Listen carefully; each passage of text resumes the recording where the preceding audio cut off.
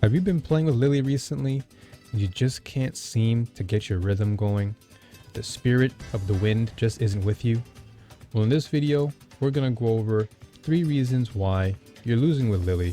So let's get straight to it. All that being said, if you enjoy the educational content and you want to see more, then be sure as always to like, comment, and subscribe. And let's get straight to the first point.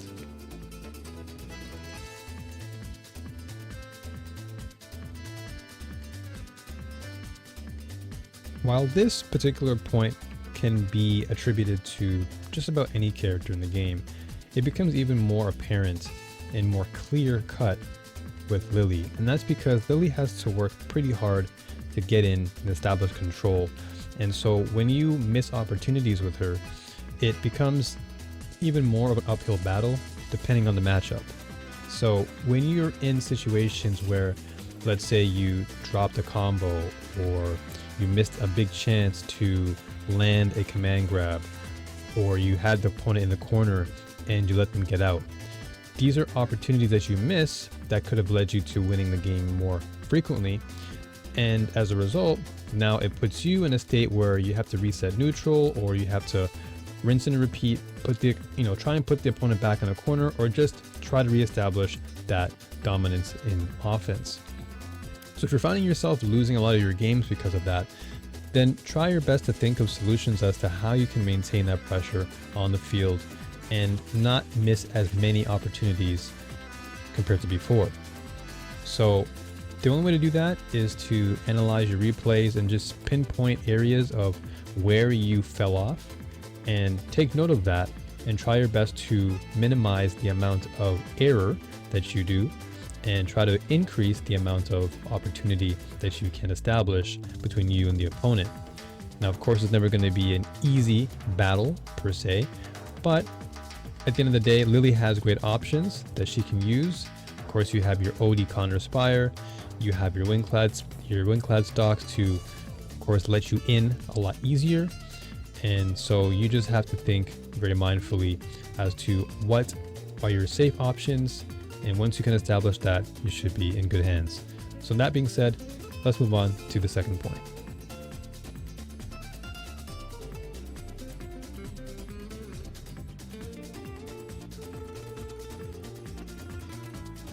So with Lily, your room for error needs to be minimal because your moveset, unlike most characters in the cast, is pretty slow. Your fastest normal is your standing light kick at 4 frames. And so you need to be thinking carefully as to how you can properly manage your time, because you only have so much of it within a match or a set. And so you need to be mixing up the enemy as much as you possibly can. And so perhaps you're losing due to the fact that you're not mixing up as much as you should be, and you're giving the opponent too much credit. You're giving them too much respect, and now you're allowing them to play their game as opposed to you playing yours. So you need to be throwing in more command grabs. You need to be perhaps mixing up your block string patterns. You need to be mixing up your Oki game. These are things that you have to be paying close attention to, because Lily really shines when she's able to just stay on the opponent and really just give them a hard time when it comes to their wake up options. Lily has great normals. She has great ways to just counter poke and really annoy the enemy. So if you can get them to, to a point where they're annoyed, then you're winning.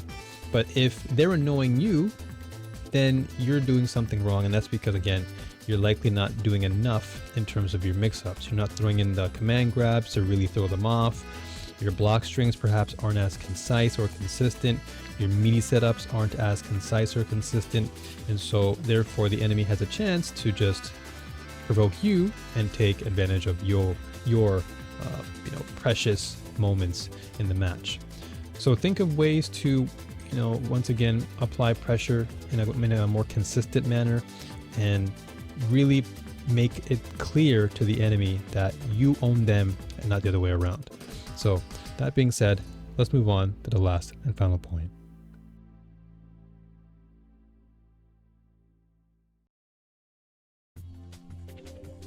One of the contributing factors as to why Lilies lose so many of their games after me coaching them or just analyzing their gameplay really comes down to them just doing far too many jump-ins.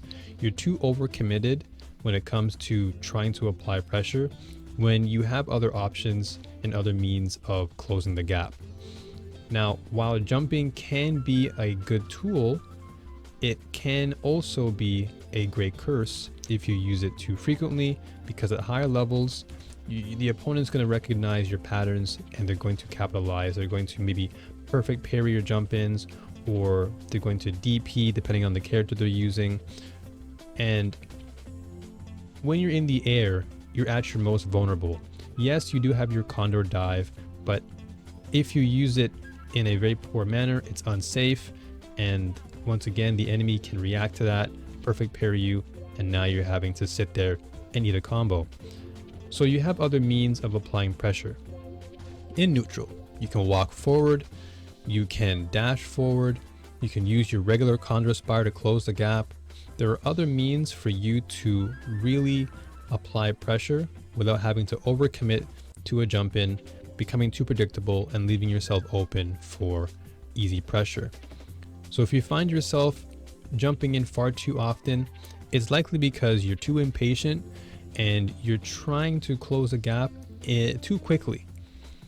You maybe have a life lead and you're trying to close out the game, and you're so eager, you're so antsy that you're jumping in far too frequently, and you're just costing yourself the game. You need to take it slow with Lily, because she is a character that will reward you for being patient, for being more methodical, because compared to other characters where they have an easier time in neutral, Lily still has to work for her way in. But when she gets there, she can stay there and remain glued to the opponent, and as a result, they have to now sit there and eat all your mix-ups.